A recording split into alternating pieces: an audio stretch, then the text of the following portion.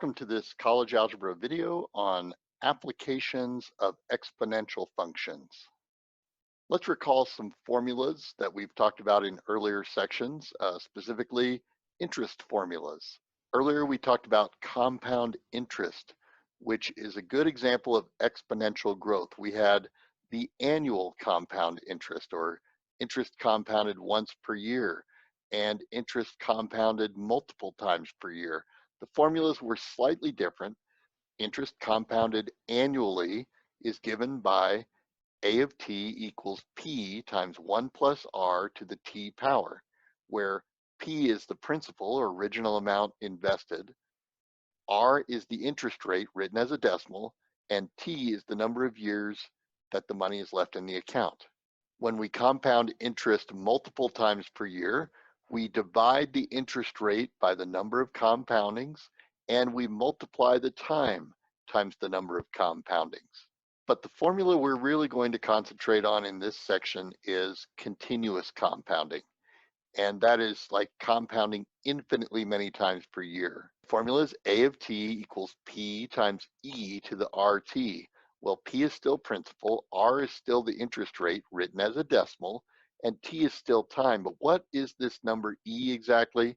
It is an irrational number, similar to its more famous cousin pi, but the decimal expansion of E is 2.7182818, and I know it looks like it's kind of falling into a pattern there, but it continues 2845904523536028747 and so on, and it never actually falls into a pattern. It is not a rational number. It cannot be represented exactly by any fraction. If you're still curious about this number E and want to know exactly where it comes from, there are lots of good videos on the internet that can give you a little more insight into the number E. But let's jump right into some applications. So our first question is going to be finding the doubling time for money in an account that's compounded continuously. So how long would it take $100 to turn to $200, $300 to turn into $600, $1 million to turn into $2 million? We need to start with the continuous compounding formula and fill in values for A, P, and R.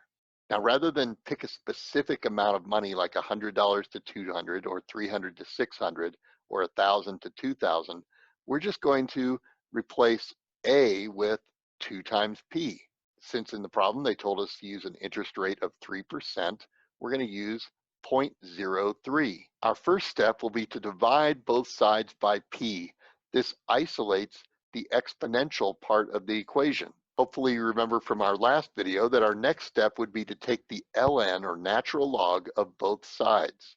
Now the nice thing about continuous compounding, which has the base E, is that natural log and E in a sense cancel each other out. So we wind up with ln of 2 equal to 0.03 t. This is using the property that ln of e to the x is equal to x.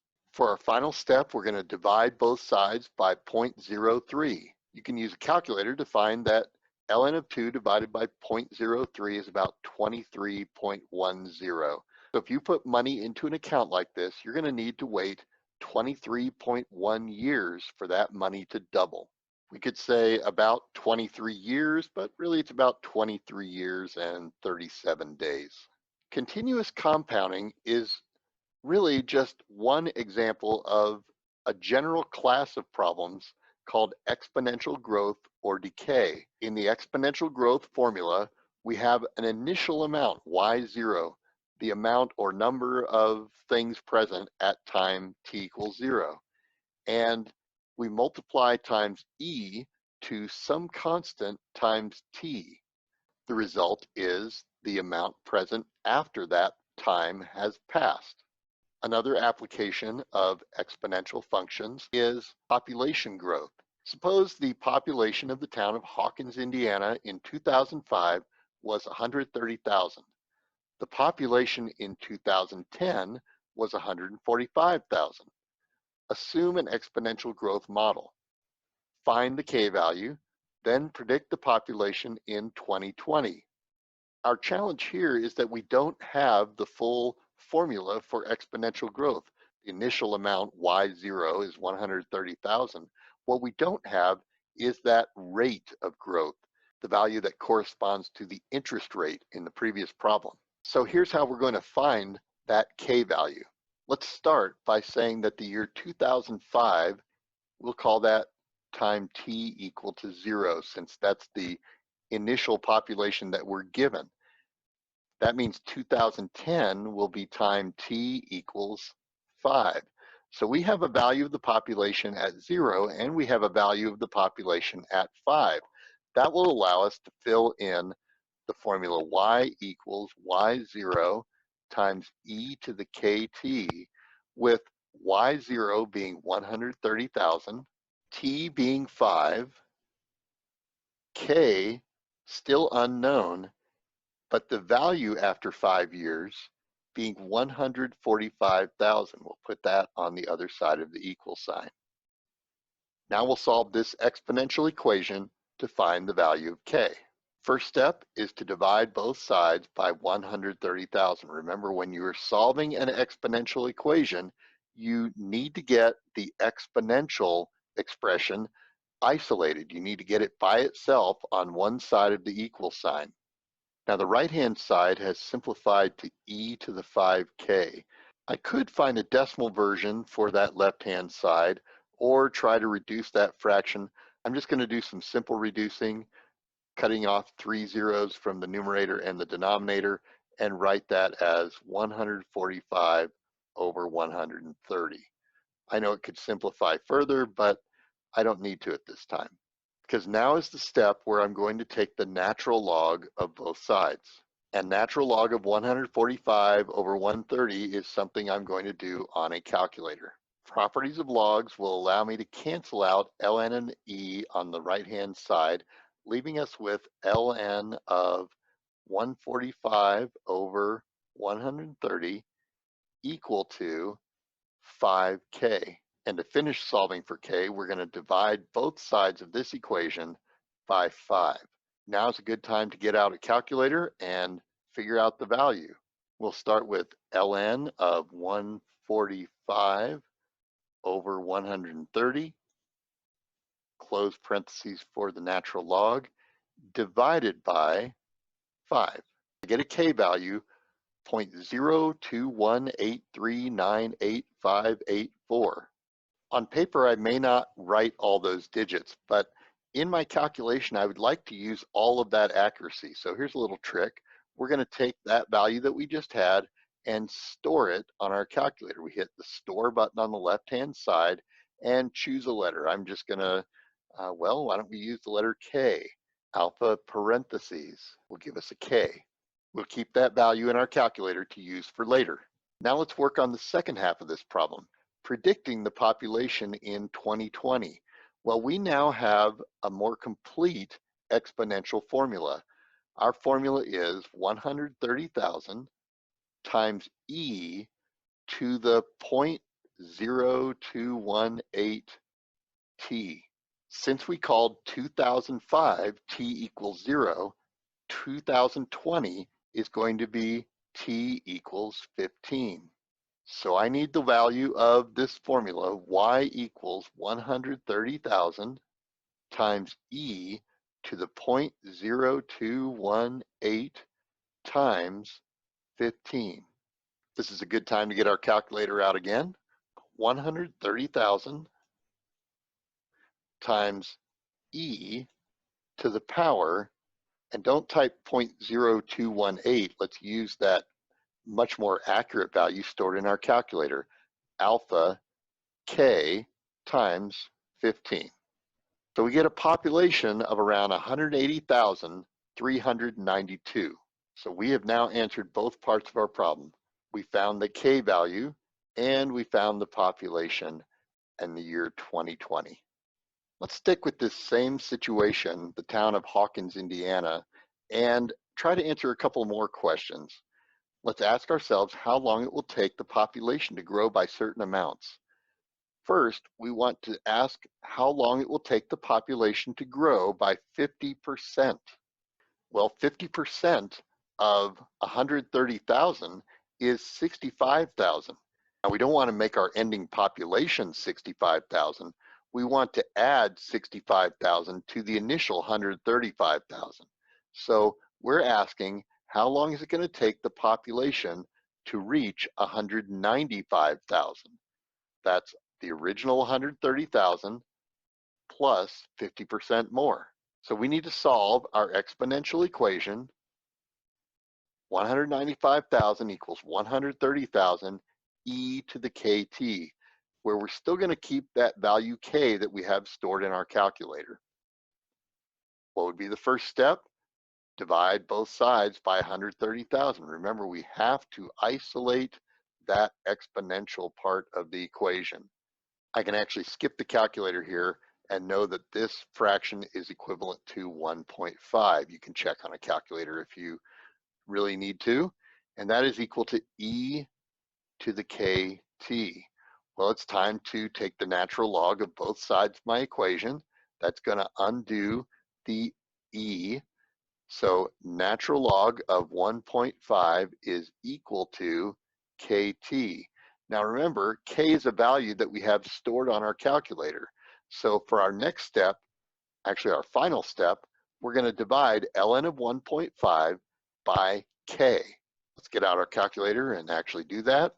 ln of 1.5, be sure to close your parentheses, divided by alpha k. And we get approximately 18.57 years.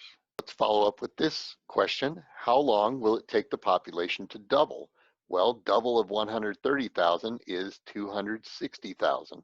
And we'll fill out the rest of this equation. We want 130,000 times e to the kt to equal 260,000.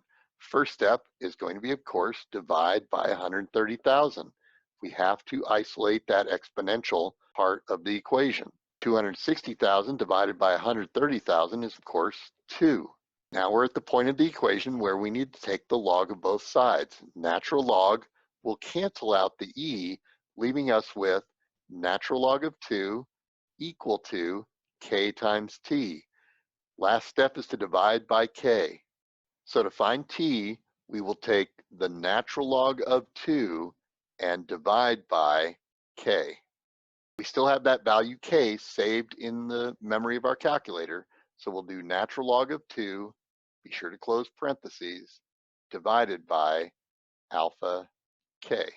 So it will take about 31.74 years for the population to double. Now this does assume that the exponential growth will continue for the entire 31.74 years. The situation is actually probably a little more complicated than that. Any mathematical model is only good for so long. There are certain factors that will change that mathematical model over time. You may have noticed in the last two problems that when we tried to find doubling time of money in the account or the population, the last step that we did was to divide natural log of 2 by the rate of growth, or that percentage rate. This formula can always be used to find doubling time of an exponential function. But we can also extend this formula to say that if we want to find the time it takes to triple an amount, tripling time is equal to ln of 3 over k. Or let's say we want to find the length of time it takes for a certain amount to be multiplied times 5. Well, that would be natural log of 5 over k. And each of these formulas could be rearranged into a form that could find the value of k if we know, for instance, doubling time or tripling time. K is equal to natural log of 2 over doubling time. K is equal to natural log of 3 over tripling time. Or K would be equal to natural log of 5 over the amount of time it takes for something to increase times 5. Our next example is going to be an application involving exponential decay. Carbon-14 is a kind of low-level radioactive form of carbon that's found in living things. Since we know the rate at which carbon decays, we can use the amount of carbon-14 in a sample to figure out the age of that sample. We're going to use the formula listed here. Y is equal to Y0 times E to the negative 0.0001216T. First, let's find the half-life of carbon-14. So in this formula, we're going to substitute 1/2 Y0 in place of Y. Our first step in solving this is going to be to divide both sides by Y sub 0. That's going to isolate the exponential part of this equation. We wind up with 1/2 equals e to the negative 0.0001216t. Our next step is to try to cancel out e to the power. So we will take the natural log of both sides. Natural log and e to a power cancel out, leaving us with natural log 1/2 on the left and negative 0.0001216t on the right. As a final step, we'll divide by negative 0.0001216 on both sides of the equation. So our half-life is natural log of 1/2 over negative 0.0001216. We can do this calculation on a calculator by doing natural log of 1/2. Be sure that you close parentheses for the natural log, divided by negative 0.0001216. So we find that the half-life of carbon-14 is about 5,700 years. Let's answer a second question, still related to the exponential decay formula for carbon-14. It says charcoal from an ancient fire pit on Java contained 1/4 of the carbon-14 of a living sample of the same size. Estimate the age of the charcoal. This time, we're going to take 1/4 Y0 and substitute it in place of Y on the left side of the equation. Our first step again will be to divide both sides by Y0. That will isolate the exponential part of our equation. Remember, we have to do this step before we take the log of both sides. Now we'll take the natural log of the left and the natural log of the right to cancel out e to the power. So natural log of 1/4 will divide by negative 0.0001216 to find the age of this sample. Pull out our trusty calculator again and do natural log of 1/4.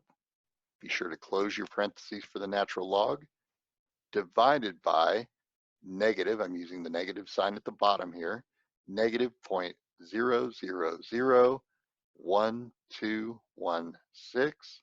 And we have found that this sample is approximately 11,400 years old.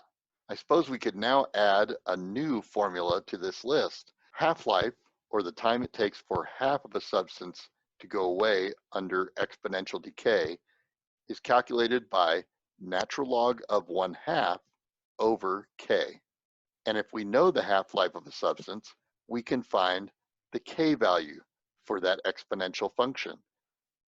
Natural log of 1/2 divided by half-life gives us our K value. Our last example of exponential decay involves the anabolic steroid cypionate. The way cypionate is metabolized in the body can be modeled by an exponential decay function, and it is known to have a half-life of about 6.6 days. By knowing the half-life, we can calculate the K value for cypionate. We'll do natural log of 1/2 over 6.6. On our calculator, natural log of 1/2, close parentheses, divided by 6.6 is approximately negative 0.105. Now, steroids can have a very legitimate medical use. However, some athletes will try to use steroids to enhance their performance in sports. Suppose an athlete injects a dose of 100 milligrams of cypionate, and in a month, they're going to have a drug test. Suppose that drug test can detect 3 milligrams of cypionate in the athlete's bloodstream. Our question is, how much will remain in the athlete's body after 1 day, 2 days, after 5 days, 6.6 days? maybe after 10 days or 30 days later when they have to take that drug test. The simplest question here to answer is the amount after 6.6 days. If you understand what a half-life is, that means half of the original amount will be left after 6.6 days, and 1/2 of 100 is 50 milligrams. An athlete who does not understand exponential decay might think that this is a pretty good deal. After 6.6 days, we're down to 50 milligrams, half of it is gone. They might think after another 6.6 days, the other half will be gone, but this isn't the case. For the remaining questions, we're going to use the formula y equals 100 e to the power natural log 1/2 over 6.6 times t. Notice I've replaced k with natural log 1/2 over 6.6. We're going to use a calculator to help us get several of these values quickly. Let's put this formula in our graphing calculator. 100 e to the power, open parentheses for this k value for this fraction, natural log of 1/2, close parentheses for the natural log, divided by 6.6, close parentheses for the k value, times x. In order to see this exponential decay curve over the values we're interested in, I'm going to change our window so that x max goes up to 40. Then we'll for sure see the days from 0 to 30. I'm going to change my y max to 100 because we know that's the maximum amount of cypionate that we're going to start with, and it will decay from there. Let's take a look at the graph. And let's use trace to find some values. At x equals 1, we see a value of 90.03. So after 1 day, 10 milligrams has decayed. After 2 days, we're down to 81 milligrams. After 5 days, we're down to 59 milligrams. Just to verify, at 6.6 days, we have 50 milligrams. That's the half-life of cypionate. Let's see what happens further on through the month. At 10 days, there's still 34, almost 35 milligrams in the bloodstream. At 20 days, there's still 12 milligrams in the bloodstream. Remember, this drug test, which is going to happen at the end of the month, can detect 3 milligrams in the bloodstream. Let's see what happens as we get closer and closer to that blood test. On the 28th day, 5.28. On the 29th day, 4.75. On the 30th day, this is the day the athlete has to take the blood test, 4.28 milligrams remains in the bloodstream. So the blood test is going to reveal that this athlete has been using steroids. An athlete who understands the concept of exponential decay is going to think twice about using that steroid, or they're going to have to use a smaller amount, or they're going to have to space it out over more time. Meanwhile, the people who are in charge of making sure that athletes play by the rules are coming up with better tests that have better sensitivity and instituting random tests, all in an effort to try to keep athletes from cheating.